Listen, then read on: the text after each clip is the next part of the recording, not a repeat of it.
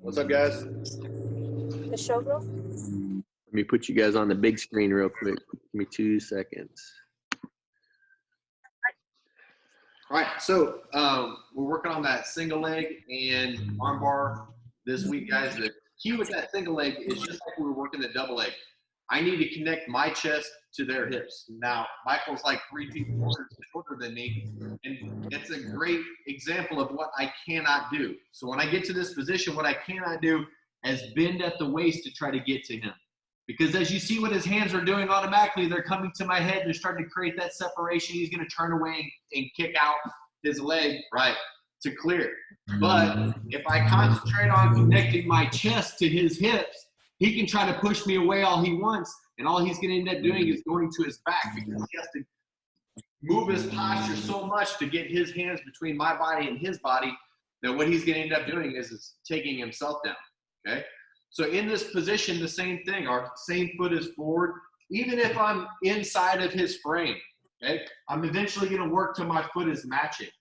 What I like to do is bring my back foot forward first just so I can get a good step because I'm having to travel a lot further than I normally would, okay? From this position, if I was shooting a double leg like we did last week, Watt stepping in between his legs. Sorry, I'm going to mute you guys so that way you're not bouncing around. Great to stay on Greenhouse Road. Yeah, do that. All right, so I got you guys muted real quick so that way you'll be able to. 1 second. Boom, there. So now you guys are going to be watching me and not having to listen to other people. So again, from this position, a lot of times if you just concentrate on taking this back step, you have to bend at the weight. Because see how much separation between my body and Michael's is? So from this position, what you're really trying to do is start with that back foot, and that way you can bring your body to their body, okay? So when I'm in this position and I'm moving around, that foot's going to slide, okay? So I'm in my grappling stance, that foot slides, and then I take that step. So it's a really kind of a slide step to get to that position, but I'm trying to connect my chest to his hips just like Velcro. The more surface area I have, just like with Velcro, the harder it is to pull that apart, okay? So if you think about that, connecting from your ear all the way down through your body where you're controlling their leg between yours, all this should be connected to them. Any space that you have there is giving him the ability to defend. So again, from my grappling stance, my back foot's going to slide as I'm driving off of those toes to step behind. My chest is going to get connected to his hips as my ear goes to his chest. You see he moves a little bit. My hands reach through. I connect and I pull his leg up to my chest. What I don't do is lower my chest to his leg. I bring his leg up to my chest. That keeps my good posture position. Again, pitching toes and knees. I've got tons of control here. If Michael wants to try to do anything, really his only choice is to try to go to his belly and go down, and in which case I'm just going to maintain control of his leg with mine and be able to gable grip around his waist and still take him down. Now, you should be able to control their leg in between yours. And you really don't want it down there by your knee. That makes it so that way he can turn his knee in and out and really kind of loosen it. When you bring that leg to you and your chest goes to their hips, you really want to bring that thing all the way up as high as you can get it to pinch as high in your leg as you can. Now, I can walk around with Michael all day long, and he's not going to have an easy time in getting that leg back, okay? Even when I went to turn on my belly, that hurt because my knee was turned up. Yeah, and it keeps their knee and their toe in the up position. As soon as they can turn that knee and their toe down, they're going to be able to kick out, and that looks like this. So I don't have a lot of control here. As soon as they turn, they're just sliding that leg straight forward. It's called like a running man defense is I think the technical term that they use for it. Like you're trying to literally run out of it. Same thing when they're in the guard and they've got control of your heel, kick that leg out, that clears that grip. But as soon as they can turn that toe down and that knee gets down, they're going to be framing the head away, whizzering like we've done in the past, creating that distance. But the more of your surface area between your ear and your groin that you can get connected to their body, head up, chest up, like your takedowns are going to go through the roof. You know what I mean? You guys got any questions on that? Just raise your hand. Otherwise, I'll move forward to the arm bar as well. Does anybody have any questions on that takedown? All right, cool. So we're gonna work on the arm bar. I posted, since none of you guys are subscribed to the YouTube channel anyway, I just figured I'd let you know, since you don't receive notifications and know when I post stuff on there. But on the YouTube channel, I posted a new position today. It's a transition going from side to side. Kelly kind of saw it a little bit, but it's a transition going from S mount to S mount. Okay, it's just getting used to maintaining control on top, hip to hip, side to side. I'm not going to review that right now. I'm just going to focus on the arm bar. But if you go to the YouTube channel, you're going to be able to see that on there with that transition from S mount side to side, just moving your hips. Smashing Michael right now. I forget that I weigh a little bit more than he does. So I'm wishing to give myself space. I can feel him. I'm already up, down so defending. I figured I'd get off it. So the first thing, guys, is like you said, I'm crawling forward. I want all of my weight down on top of his chest. So right there, like I'm literally sitting on his chest. I'll release it a little bit just so I'm nice. But I want to physically sit on top of their chest. Remember, guys, I bring this up every single time that we're working a submission. My objective is to pin them in a position and then maneuver my submission based on that pin. So the pin is high knees, okay, sitting on their chest. They are now pinned with their arms in a terrible position. If Michael wanted to extend his arms or reach up for me, I mean, I'm automatically going to be able to break both of his arms in this position, or even if I swim through and put his hand behind my armpit, both of those things are going to happen. So just the action itself, I'm in the mount position here. I'm not below his shoulders or his armpits, so I have a lot of room here. If I start moving my arm bar here, I've got too much room between my body and their body, okay? So as I try to do the arm bar, what ends up happening is I put my leg over the top, because look, between our body and the arm I'm trying to attack, there's just too much room. So the first step is to crawl up as high as you can. What that does is it pins their arms up where they have to cross them to defend, okay? So when he's got his arms crossed to defend, whatever one's on top is the one I'm going to attack. I'm going to reach and grab the wrist. I'm probably going to have to come in front of it like this. Connect my chest to it. You know, if we're starting to get into a super detailed version of this arm bar. Now that I'm up here, the more I start to separate his arms over his head, even less strength that he's got. Back here, he's still going to have some core strength to be able to maintain and try to kind of keep that arm to his chest. As soon as I put those elbows over the top of his head, it's going to be a lot easier to start working and controlling this arm. So you'll be able to attack it with that chest down position.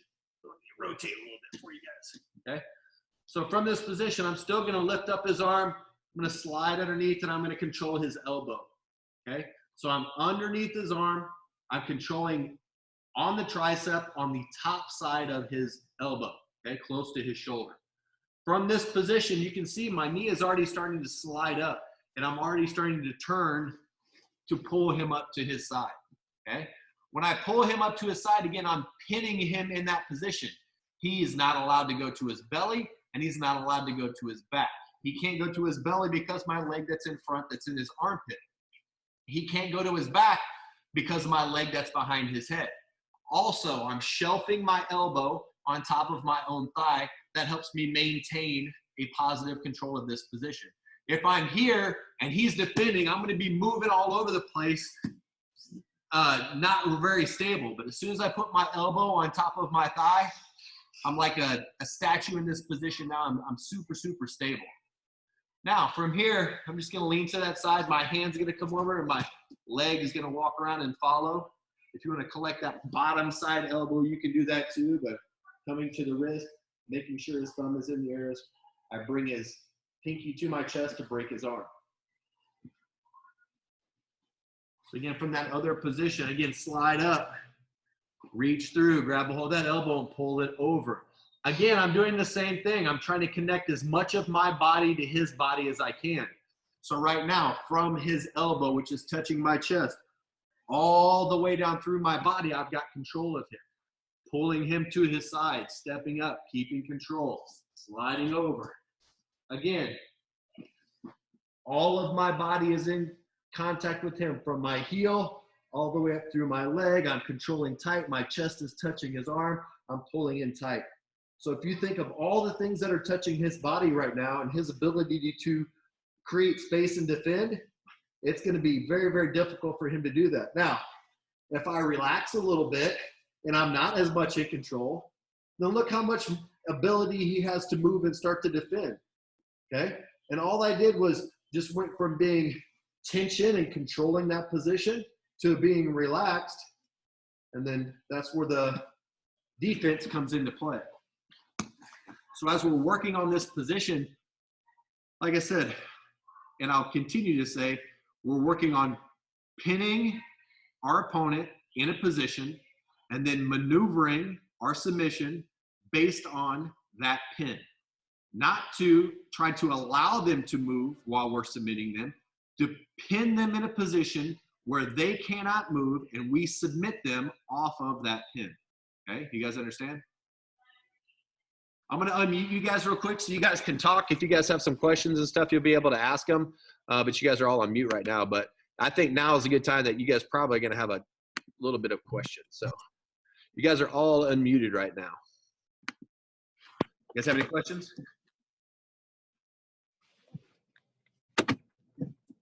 Anybody? Anybody? When is the coronavirus? Do what?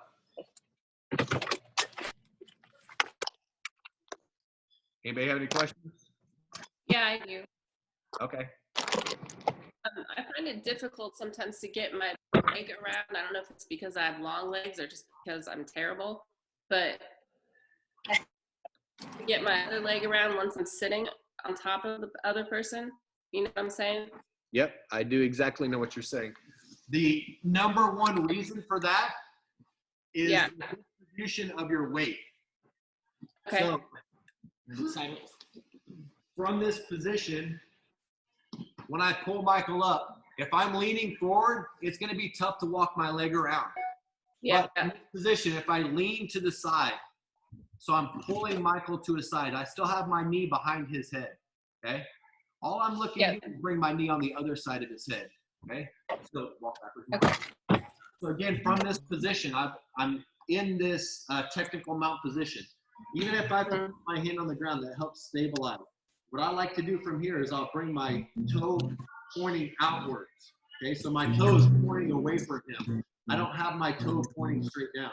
I'll turn my foot and I'll walk my toes that way all the way around. Really, all you're looking to do is scoop the back of the head to the front of the head. Walk forward. Okay. And as you see, now that I'm in this position, I'm really kind of laying on his body.